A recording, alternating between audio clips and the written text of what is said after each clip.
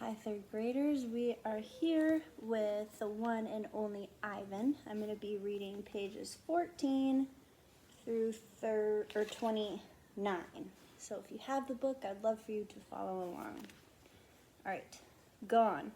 Some animals live privately, unwatched, but that is not my life. My life is flashing lights and pointing fingers and uninvited visitors. Inches away, humans flatten their little hands against the wall of glass that separate us. The glass says, you are this and we are that, and that is how it will always be.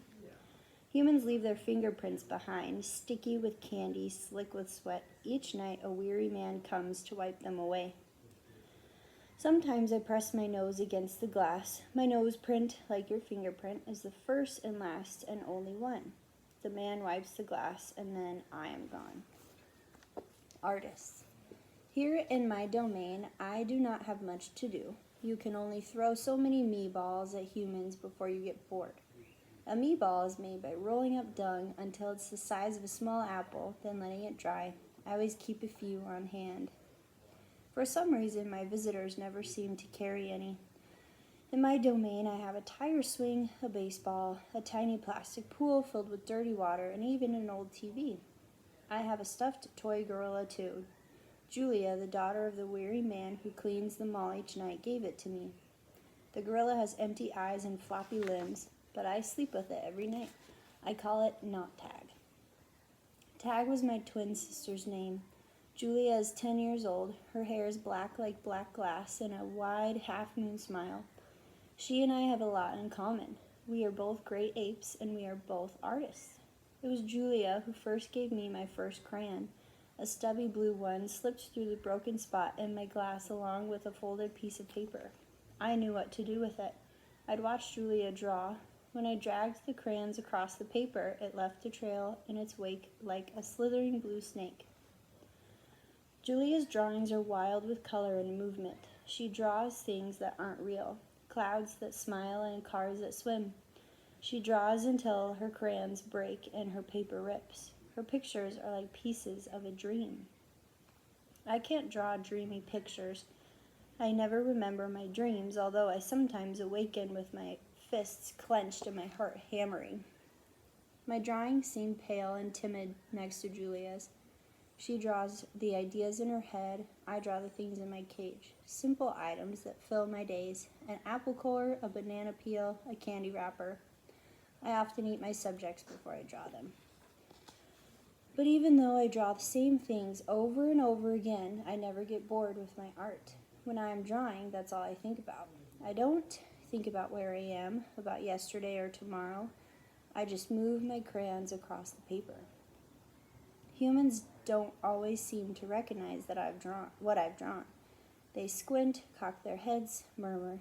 I'll draw a banana, a perfectly lovely banana, and they'll say, it's a yellow airplane, or it's a duck without wings. That's all right, I'm not drawing for them, I'm drawing for me. Max soon realized that people will pay for a picture made by a gorilla, even if they don't know what it is. Now I draw every day. My work sell for $20 a piece, 25 with frame, at the gift shop near my domain. If I get tired and need a break, I eat my crayons.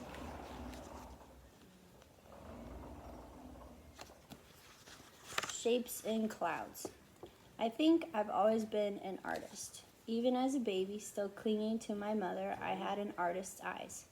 I saw shapes in the clouds and sculptures in the tumbled stones at the bottom of a stream. I grabbed at colors, the crimson flower just out of reach, the ebony bird streaking past. I don't remember much about my early life, but I do remember this. Whenever I got the chance, I would dip my fingers into cool mud and use my mother's back for a canvas. She was a patient soul, my mother. Imagination. Someday I hope I can draw the way Julia draws, imagining worlds that don't yet exist. I know what most humans think. They think gorillas don't have imaginations. They think we don't remember our past or ponder our futures. Come to think of it, I suppose they have a point. Mostly I think about what is, not what could be. I've learned not to get my hopes up. The loneliest gorilla in the world. When the big Top Mall was first built. It smelled of new paint and fresh hay, and humans came to visit from morning until night. They drifted past my domain like logs on a lazy river. Lately, a day might go by without a single visitor. Max says he's worried. He says I'm not cute anymore. He says, Ivan, you've lost your magic, old guy. You used to be a hit.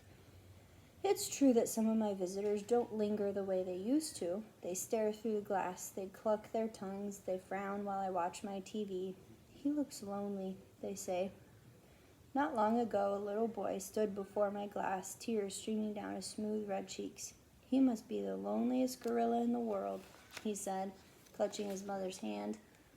At times like that, I wish humans could understand me the way I can understand them. It's not so bad, I wanted to tell this little boy. With enough time, you can get used to almost anything. TV.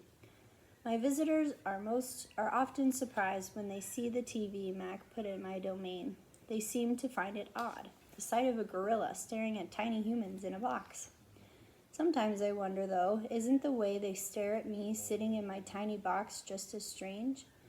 My TV is old.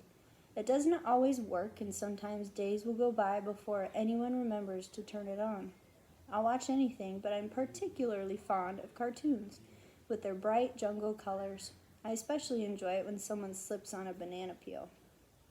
Bob, my dog friend, loves TV almost as much as I do. He prefers to watch professional bowling and cat food commercials. Bob and I have seen many romance movies too. In a romance, there's much hugging and sometimes face licking. I have yet to see a single romance starring a gorilla. We also enjoy old Western movies. In a Western, someone always says, "This town ain't big enough for the both of us, Sheriff." In a Western, you can tell who the good guys are and who the bad guys are, and the good guys always win. Bob says Westerns are nothing like real life. The Nature Show. I have been in my domain for 9,855 days, alone. For a while, when I was young and foolish, I thought I was the last gorilla on Earth. I tried not to dwell on it. Still, it's hard to stay upbeat when you think there are no more of you. Then, one night, after I watched a movie about men in black hats with guns and feeble-minded horses, a different show came on. It was a cartoon, not a romance, not a Western. I saw a lush forest. I heard birds murmuring. The grass moved, the trees rustled. Then I saw him. He was a bit threadbare and scrawny, and not as good-looking as I am, to be honest. But sure enough, he was a gorilla. As suddenly as he had appeared, the gorilla vanished, and in his place was a scruffy white animal called, I learned, a polar bear, and then a chubby water creature called a manatee, and then another animal and another. All night I sat wondering about the gorilla I'd glimpsed. Where did he live? Where did he come to visit? Would he ever come to visit?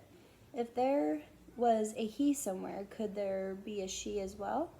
Or was it just the two of us in all the world trapped in our own separate boxes?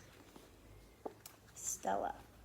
Stella says she is sure I will see another real live gorilla someday, and I believe her because she is even older than I am and has eyes like black stars and knows more than I will ever know. Stella is a mountain. Next to her, I am a rock, and Bob is a grain of sand. Every night when the stores are closed and the moon washes the world with milky light, Stella and I talk.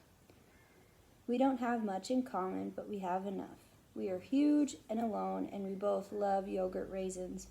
Sometimes Stella tells stories of her childhood, of leafy canopies hidden by mist and the busy songs of flowing water.